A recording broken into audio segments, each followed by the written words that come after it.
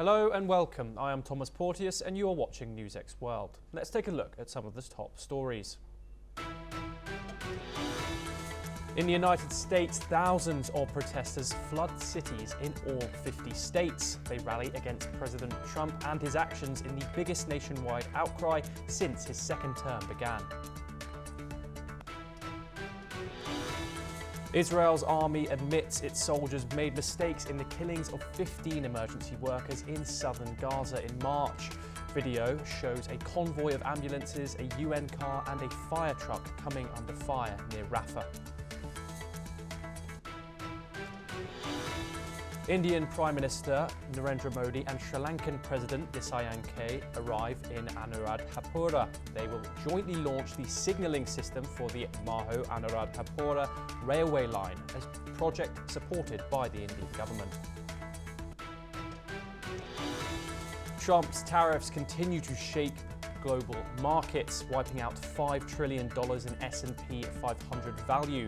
Trump urges Americans to hang tough, while advisor Elon Musk says he hopes for zero tariffs between the US and Europe. Paramedics rush to 2 districts in Kiev after explosions shake the Ukrainian capital. Meanwhile, Ukrainian President Volodymyr Zelensky thanks nations for condemning the latest Russian strikes as conflict rages on.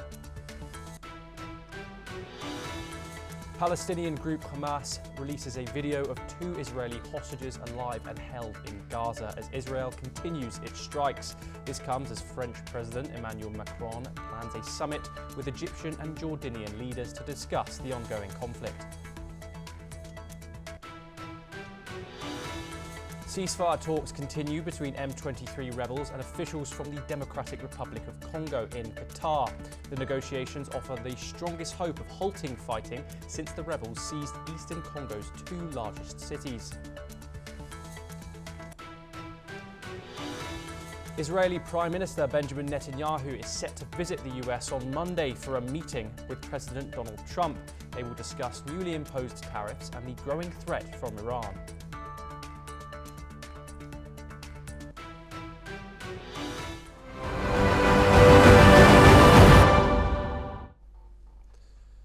Our top story today, tens of thousands flooded streets across the US in the largest demonstration since Donald Trump's return to the White House. Organized under the Hands Off banner, protesters gathered in over 1,000 cities, rejecting the president's sweeping policies on abortion, immigration, trade and civil liberties. In Washington, crowds filled the National Mall as speakers like Representative Jamie Raskin warned of authoritarian overreach. Demonstrations in New York, Los Angeles, Houston and beyond echoed the same fears, with some calling Trump's leadership fascist and lunatic. International protests were also seen in London and Berlin, highlighting what many call a global concern.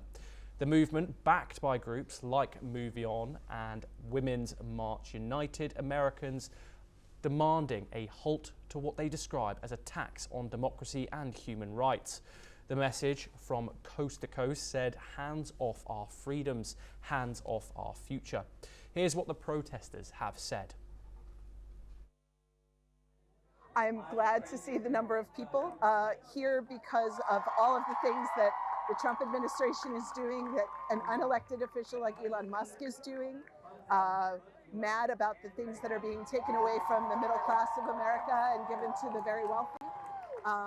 And wanted to be here with my daughter, who I wanted to show her that you can stand up for what is right, and even when you're in Texas, you can support the things that are right, even if there's an awful lot of red around us.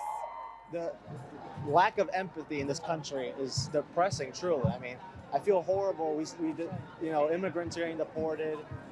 The president's so worried about 0.1% of the population, transgender people, but he doesn't care about the economy, he doesn't talk about lowering prices, inflation.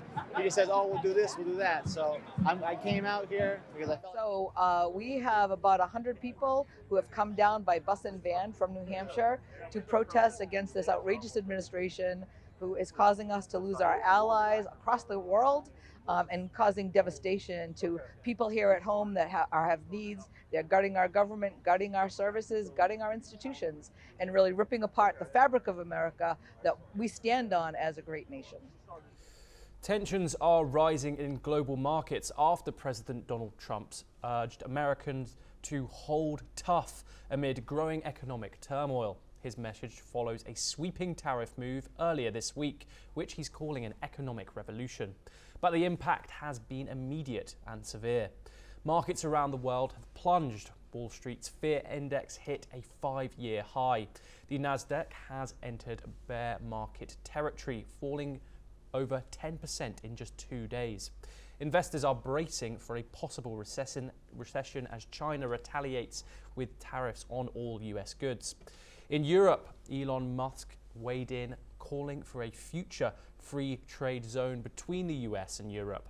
Speaking to Italy's League Party, Musk urged for zero tariffs and freer movement across borders.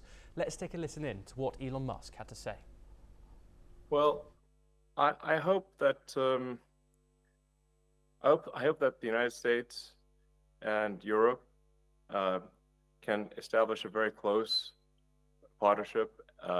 We obviously are, there's an alliance already, but I'm hopeful that there can be a very close relationship with America and Europe.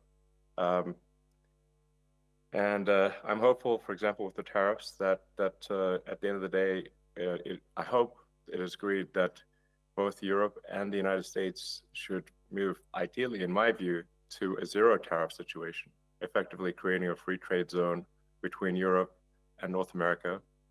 That would be that's what I hope occurs.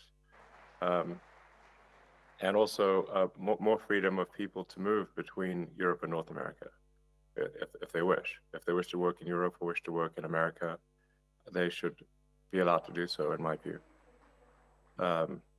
So that has certainly been my advice to the president. Italy, along with other EU nations, faces a new 20% tariff under Trump's plan. As global uncertainty grows, financial leaders are voicing concern, worried this could mark the start of a long trade war. We are joined by Dr. Janet Bhattacharya, president of the CDEPR, located in New Delhi. Thank you very much for joining us. Dr. Janet, Donald Trump has released a statement asking Americans to hang tough and also bringing in the fact that he believes that China is going to be worse off and is struggling right now, like the American stock market is.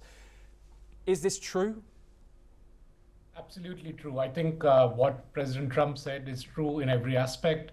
The Chinese economy is definitely going to get hit harder because it was already on a downward slope, and it's going to be tough for the Americans, and he's rightly put it.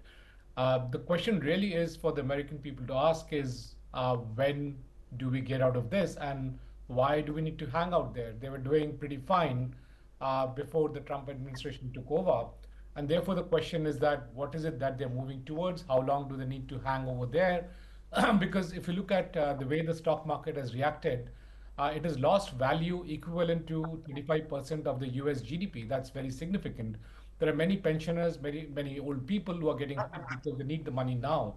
Yes. So how long can they be hanging becomes a question mark. Dr. Bhattacharya, if you could, obviously we've seen these stock markets crash around the world. How is this different to the actual economy crashing? Obviously, there's talks of a recession. How is this different to, and that could possibly affect the normal people's lives around the world? So, the stock market reacts to two things. One is uncertainty, and therefore, how certain is the future revenues that comes in. And second is the fact that it's just a market, in that sense that if something will be cheaper in future, why will anybody hold on to those stocks for now?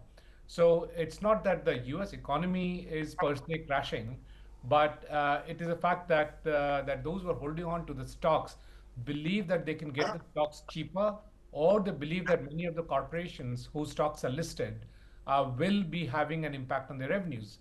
So what is really happening on the ground is that many of the transactions have stopped. economic activity has diminished significantly.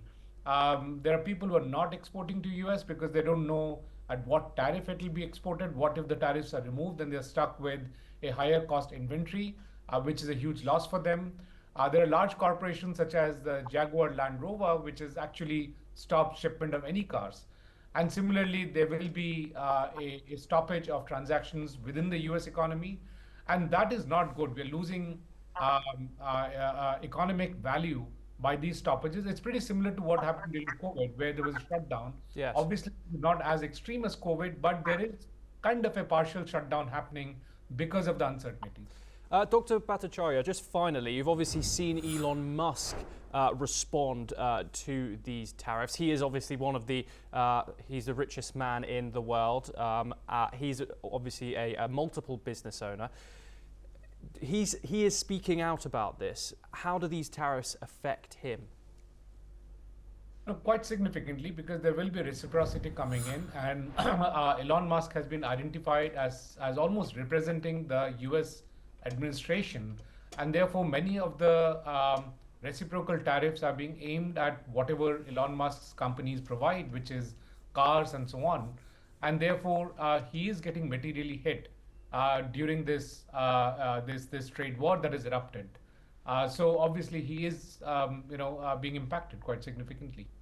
Dr. Bhattacharya, thank you very much for joining us. We now move to the Middle East. A powerful video has surfaced showing the final moments of 15 emergency workers killed by Israeli troops in southern Gaza on March the 23rd. The footage was recovered from a slain paramedic's phone and shows a marked convoy of ambulances with flashing lights approaching the site near Rafah before being hit by gunfire. Let's have a look at that video. Let's have a look at the video. Apologies, we seem to have some technical issues. Moving on, the Palestine Red Crescent Society says the workers were unarmed and responding to a call for help. Israel initially claimed the vehicles were moving suspiciously in darkness without lights, but the IDF has now admitted that that account was inaccurate and says soldiers mistook the convoy for a threat after an earlier strike on Hamas operatives. The military acknowledges mistakes were made and says an internal investigation is underway. International groups are demanding an independent probe. The UN confirms one of its workers was among the dead. Calls for accountability are growing amid ongoing Israeli strikes in Gaza. Here's what the Red Crescent Society has said about the matter. رغم أن مركبات الإسعاف تحمل الشارة المحمية دوليا، رغم أن مركبات الإسعاف كانت تضيء أيضا مصابيح الإنارة، تعمد جنود الاحتلال إطلاق النار بشكل هستيري على فريق الإسعاف الذي كان يرتدي أيضا زي الهلال الأحمر، ما أدى إلى استشهاد الطواقم. We are now joined by Ahmed Fatwa, spokesperson for the Fatah movement, located in Ramallah, Palestine. Thank you very much for joining us, Ahmed. This is a very extreme situation going on at the moment, Ahmed, with these 15 emergency workers, one United Nations worker being killed. The Israelis have said that they will look into the matter internally. What are your thoughts on this internal investigation amidst calls for an external probe into the incident? We have no trust with Israeli internal investigations. This is a war crime in plain sight, and this is huge numbers of war crimes that Israel claimed they will investigate. Nothing happened. We have to see the obvious here, state the obvious that Israel is killing and doing war crimes deliberately against the Palestinian people.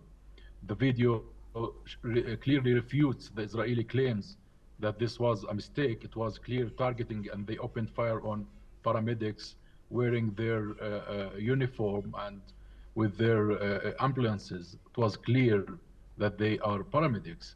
This is added on top of the countless number of crimes that Israel is doing since October 7 and even before October 7. They have killed more than 200 journalists. Where are the Yes. investigation for that? They killed the UN workers and bombed UN buildings. Where was the investigation for that? As well as the World Chef Organization, as well, World Kitchen, sorry, and that was not investigated. This is a systematic targeting of Palestinian people and opening fire at Palestinian people for the intent to genocide our people, killing our children, women, and everything. It is surprising, shocking that after 18 months that we are still hearing some excuses here and there. The world needs to act. Ahmed, The international law I want to take go place. in. I want to go into this video a bit further. Obviously, Israel originally said that the Red Crescent vehicles, ambulances, along with other emergency vehicles, were moving suspiciously. This video that's now released contradicts that statement from Israel. How important is this video that the world gets to see it? Very important, because the world needs to witness the crimes and the war crimes of Israeli occupation. Remember what they did to Hind Rajab, a child 6 years old that was surrounded with Israeli soldiers who opened fire at the car, killing her father, her mother, then her sister. And while she was on the phone calling for help from the paramedics, they opened fire at 6 years old, and then opened fire to the ambulance that tried to save her. This is a crime after crime after crime. Yes. It is clear that there is a systematic targeting of the Palestinian people and the Palestinian children. You are talking about more than 18,000 children has been killed in Palestine since the beginning of this genocide. This is a clear targeting. The numbers are there to clarify the obvious. Ahmed, what do you think about the calls for an independent probe going in to Israel? The United Nations has obviously called for this, one of their workers was actually killed in this incident. How would you think that we could put this in who do you think could go in and possibly investigate this incident in the most effective and objective way? Well, the United Nations has the experts and the independent persons to do that committee, to investigate what's going on in the occupied territories. And they could, Israel need to allow the UN to intervene and to come to investigate, not only for the crime that took place against the paramedics and the UN worker, all the crimes that took place since October 7. There are abundance of crimes here. The world needs to intervene. Enough of this crime against humanity, enough of this genocide. Not only they need to investigate the crimes that Israel is doing non-stop for the past 76 years, as well as the 18 months of genocide, they also need to find a mechanism of protecting the Palestinian people. We are defenseless population, without army, without tanks, without airplanes, and without any adequate support to defend ourselves. And we are facing this brutality, this fascism, this racism. Yes. You all have heard the statements by Netanyahu and his cabinet calling for killing children and women. Ahmed, calling.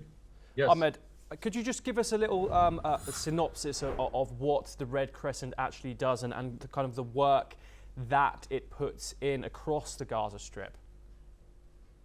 The Red Crescent is trying to provide paramedics, provide help to send ambulances to the bombarded places to retrieve the wounded, retrieve those under the rubble, save the children, provide all kinds of health support to the people who are in desperate need right now after 18 months of starvation and lack of medicine.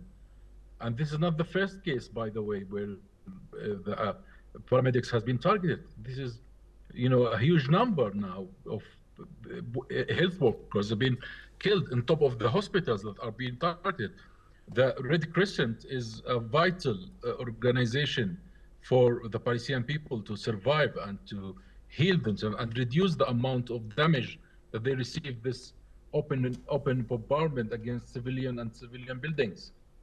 Ahmed Fatwa, thank you very much for joining us. We now move on Indian Prime Minister Narendra Modi is in Anuradhapura, Sri Lanka, as part of his two-day visit to the island nation. Today, he and President Kumara Dissanayake will jointly launch the key railway projects, the Maho Anuradhapura signalling system, the Maho Amantai railway track, both backed by India. Yesterday in Colombo, the two leaders held wide-ranging talks covering cooperation in energy, digital tech, agriculture and more. Prime Minister Modi was conferred the prestigious Sri Lanka Mitra Vishbhushan Award, which he dedicated to the people of India. He paid tribute to Indian peacekeeping force soldiers at the IPKF Memorial and met Tamil leaders, reaffirming India's support for equality and justice for the Tamil community.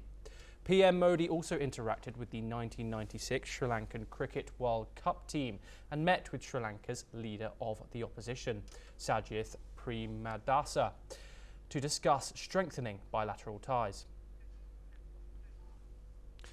Moving on once again, Israeli Prime Minister Benjamin Netanyahu will visit Washington to meet President Donald Trump, discussing key issues including US tariffs, Israel-Turkey relations, Iran, and efforts to free hostages in Gaza. Netanyahu's office confirmed his visit following a surprise invitation from Trump after Netanyahu raised concerns about a 17% tariff imposed on Israeli goods. The tariffs are part of Trump's broader policy, potentially affecting Israeli exports like machinery and medical equipment. This comes despite Israel's move to eliminate its tariffs on US goods following a 40-year free trade agreement. The visit is the first diplomatic effort to negotiate the removal of tariffs.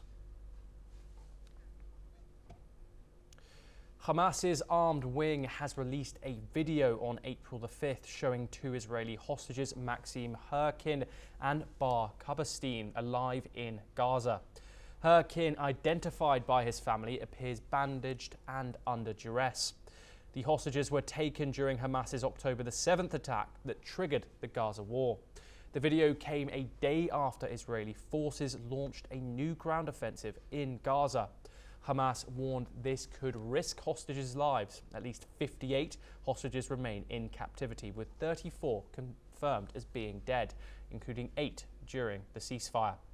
The attack on October the 7th resulted in over 1,200 Israeli deaths and 200 hostages being taken, over 200. And the ongoing conflict in Gaza has resulted in over 50,000 Palestinian deaths, according to local health officials. Well, that is all we have time for. We will continue to bring you more news updates from around the world. Thank you.